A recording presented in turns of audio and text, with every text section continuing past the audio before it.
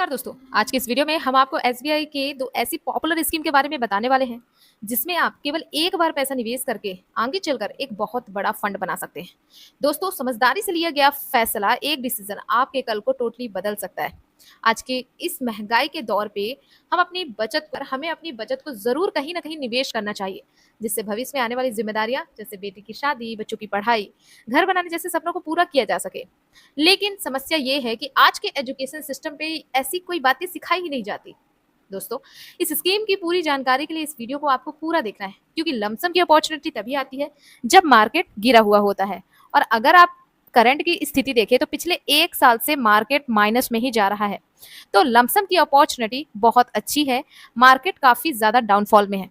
तो जिन लोगों को अपने कल के भविष्य के लिए एक बड़ा फंड बनाना है, तो वो आज से ही लमसम में निवेश करने की प्रक्रिया को शुरू कर सकते हैं, किसी फाइनेंशियल एडवाइजर की सलाह लेकर, जिससे आने वाले कल पर उनका भविष्य बेहतर बन सके। तो चलिए दोस्तों, जानते हैं कौन सी है वो स्कीम, किस तरीके के रिटर्न्स बनाकर दे रही है ये स्कीम। बस आपसे एक रिक्वेस्ट है कि इस वीडियो को लाइक जरूर करिएगा, साथ ही साथ इसे शेयर करिएगा। वीडियो में आगे बढ़ने से पहले आप सभी से ये क्लियर करना चाहती हूँ कि यह वीडियो कोई निवेश सलाह नहीं है, बल्कि सिर्फ एजुकेशन पर्पज से बनाई जा रही है। आप किसी भी म्यूचुअल फंड में निवेश करें तो खुद की रिसर्च और अपने वित्तीय सलाहकार से सलाह लेने के बाद ही निवेश करें। तो चलिए बढ़ते हैं एसबीआई की ओर। एसबीआई के बारे में तो आप जानते ही होंगे, इंडिया का सबसे बड़ा गवर्नमेंट बैंक है जिस पर इंडिया के मैक्सिमम लोग भरोसा करते हैं। साथ ही एसबीआई की एक और कंपनी है जिसका नाम है एसबीआई का म्यूचुअल फंड। दोस्तों, यह भी भारत की सबसे बड़ी म्यूचुअल फंड कंपनी में से एक है जिसमें मैक्सिमम इन्वेस्टर्स ने अपना करोड़ों रुपए निवेश कर रखा है।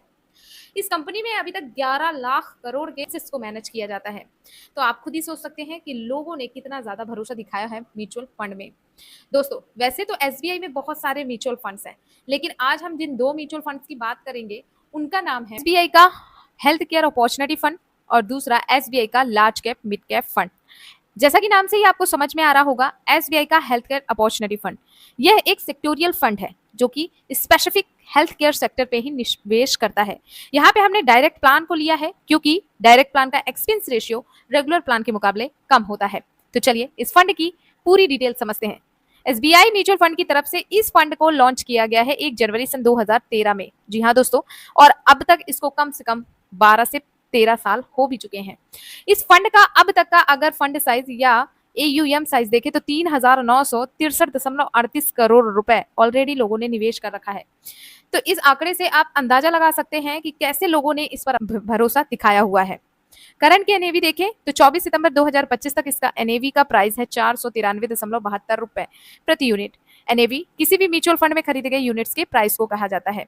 इस म्यूचुअल फंड को 5 स्टार की रेटिंग मिली हुई है, मतलब यह म्यूचुअल फंड एक बहुत अच्छा म्यूचुअल फंड है। होल्डिंग्स की बात करें तो टोटल 32 कंपनीज की होल्डिंग है, जिसमें Sun Pharma, Divi's laboratories, Max Healthcare केयर, सिप्ला जैसी कंपनियां शामिल की गई हैं। अगर इसका इक्विटी सेक्टर का एलोकेशन देखें तो हेल्थ केयर सेक्टर में 97.9% का एलोकेशन देखने को मिलेगा, वहीं पे मटेरियल्स पे 2.9% का एलोकेशन है। तो चलिए अब इस म्यूचुअल फंड में लगने वाले खर्च की बात कर लेते हैं। दोस्तों, इस म्यूचुअल फंड का जो एक्सपेंस रेशियो है वह आपको देखने को मिल जाएगा 0.90% का। थोड़ा आपको ज्यादा देखने को मिल सकता है expense ratio other mutual fund के मुकाबले, लेकिन इसका फ्यूचर काफी अच्छा है, क्योंकि जैसे जैसे समय बढ़ता जा रहा है, आपको भी पता है हेल्थ केयर में मेडिसिन या मेडिकल सेक्टर एक ऐसा सेक्टर है जिसकी नीड्स ऑल टाइम है। तो यहाँ पे पैसे निवेश करना एक अच्छा ऑप्शन हो सकता है। इस म्यूचुअल फंड में वैसे तो कोई भी लॉकिंग नहीं है, आप जब चाहे तब पैसे को विड्रॉ कर सकते हैं जरूरत पड़ने पर। लेकिन अगर आप 15 दिन से पहले को पैसे को विड्रॉ करते हो तो आपको 0.50% का एग्जिट लोड देना होगा।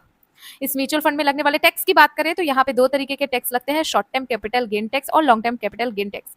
यदि आप समय से पहले यानी अगर आप 1 साल से पहले पैसे को विड्रॉ करते हो तो आपको 30% का देना पड़ेगा, और यदि आप 1 साल के बाद विड्रॉ करते हैं तो 12.5% का आपका टैक्स लगता है। पर ध्यान रहे, आपका रिटर्न यदि 1.25 लाख से ज्यादा है तो ही टैक्स लगेगा, क्योंकि 1.25 लाख की सब्सिडी सरकार आपको देती है। इस म्यूचुअल फंड में निवेश करने के ऑप्शन के बारे में बात करें तो इस म्यूचुअल फंड में दो तरीके से निवेश किया जा सकता है, पहला एसआईपी, दूसरा वन टाइम इन्वेस्टमेंट या लमसम। अगर कोई व्यक्ति एसआईपी करना चाहता है यानी हर महीने थोड़ा थोड़ा पैसा निवेश करना चाहता है तो वह महज 500 रुपए से इस इन्वेस्टमेंट को शुरू कर सकता है। यदि कोई व्यक्ति सिर्फ एक बार पैसा निवेश करना चाहता है तो वह महज 5,000 रुपए से वन टाइम की प्रोसेस शुरू कर सकता है।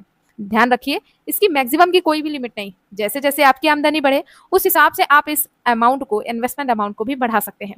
तो चलिए अब इसके कुछ रिस्क रेशियो की भी बात कर लेते हैं क्योंकि सिर्फ पास्ट परफॉर्मेंस के अकॉर्डिंग हम ये अंदाजा नहीं लगा सकते कि यह फंड आगे चलकर भी अच्छा रिटर्न दे सकता है। तो अगर इसकी बात करें अल्फा की, जो कि यह बताता है कि ये अपने बेंचमार्क को कितना बीट कर रहा है, तो इसका अल्फा रेशियो है 4.76% का। इसका मतलब ये है यह अपने कैटेगरी एवरेज और बेंचमार्क से ज्यादा रिटर्न बनाकर दे रहा है। वहीं पे बीटा रेशियो 0.84% का है, मतलब यह अपने कैटेगरी एवरेज से कम वोलेटाइल है। शार्प रेशियो 1.37% का है और शॉर्टोनियर रेशियो 2.05% का है। मतलब ये सारे रिकॉर्ड्स ये बताते हैं कि यह इसका जो रिस्क रेशियो है वह काफी ठीक है। अब चलिए इसके रिटर्न की बात कर लेते हैं। इस फंड ने कितना रिटर्न बनाकर दिया। तो दोस्तों अगर पिछले एक साल के रिटर्न की बात करें तो ये +3.17% ही देखने को मिलेगा, क्योंकि पिछले एक साल से आप देख रहे हैं कि मार्केट डाउनफॉल में है, तो इसीलिए इसका भी रिटर्न कम है। वहीं पे पिछले 3 साल की वैल्यू देखें तो 27.16% का एनुअलाइज रिटर्न बनाकर दिया है इन्वेस्टर्स को। पिछले 5 साल में 21.86% का रिटर्न है और ऑल टाइम की बात करें तो 17.97 यानी तकरीबन 18% का एनुअलाइज रिटर्न बनाकर दे रहा है अपने निवेशकों को। तो यदि किसी व्यक्ति ने इसमें 1 लाख रुपए लगाए होते और 18% का इसको जैसे रिटर्न मिला, तो 10 साल में उस 1 लाख की वैल्यू 5,23,384 में बदल जाती।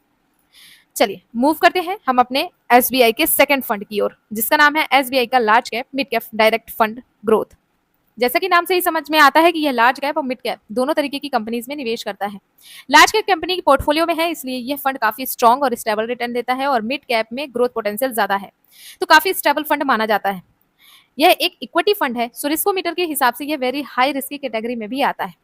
दोस्तों इस फंड को भी 1 जनवरी 2013 में लॉन्च किया गया था। तब से लेके अभी तक इस फंड का फंड साइज 33,248.12 करोड़ रुपए का है।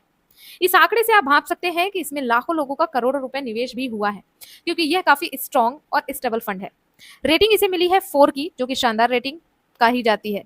24 सितंबर 2025 तक इस फंड का जो एनएवी है वो 679.94 प्रति यूनिट है।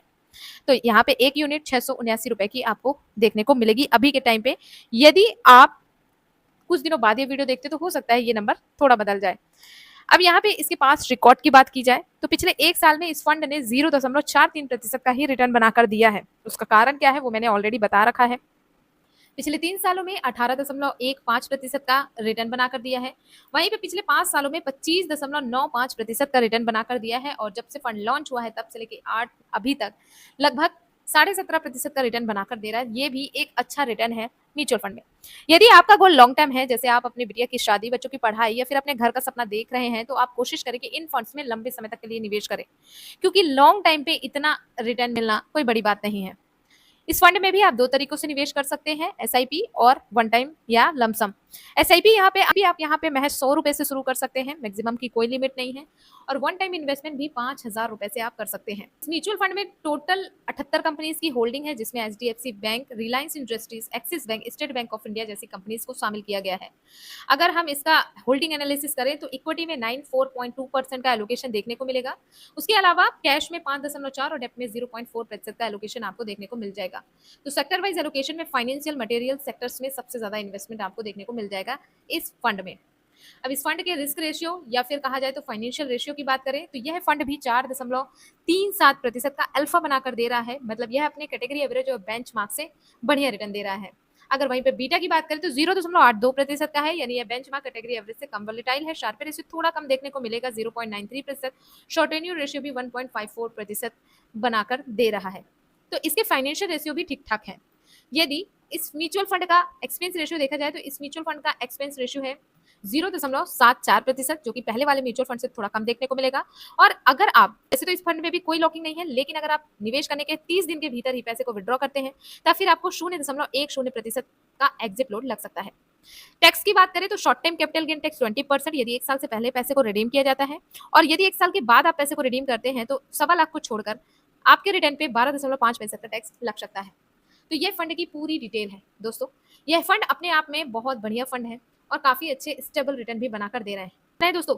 ये जो 17% का CAGR है, यह गारंटेड रिटर्न नहीं है। पास्ट परफॉर्मेंस के दो कि हम आने वाले कल का परफॉर्मेंस का अंदाजा नहीं लगा सकते, लेकिन पास्ट रिकॉर्ड के अनुसार हम एक अनुमानित रिटर्न मान के चल रहे हैं। यह रिटर्न रेट आपका कम या ज्यादा हो सकता है। तो अगर आपकी रिस्क लेने की क्षमता है और आप लमसम की अपॉर्चुनिटी ढूंढ रहे हैं एक ट्रस्टेबल एएमसी के साथ, तो एसबीआई फंड के ये 2 म्यूचुअल फंड एक बेहतर ऑप्शन हो सकते हैं। बट अंत में यही कहूँगी, फाइनल डिसीजन आपका ही है। किसी भी म्यूचुअल फंड में निवेश करें, अपनी खुद की रिसर्च करें और किसी वित्तीय सलाहकार से सलाह करने के बाद ही आप यहाँ पे निवेश की प्रक्रिया को शुरू करें, क्योंकि म्यूचुअल फंड में निवेश बाजार के जोखिमों के अधीन होता है। उम्मीद करती हूँ वीडियो आपको बहुत पसंद आई होगी। अगर वीडियो अच्छी लगी हो तो वीडियो को लाइक करिएगा, शेयर करिएगा दोस्तों के साथ। ऐसी इन्फॉर्मेटिव वीडियोस के लिए चैनल को सब्सक्राइब कर सकते हैं। धन्यवाद दोस्तों।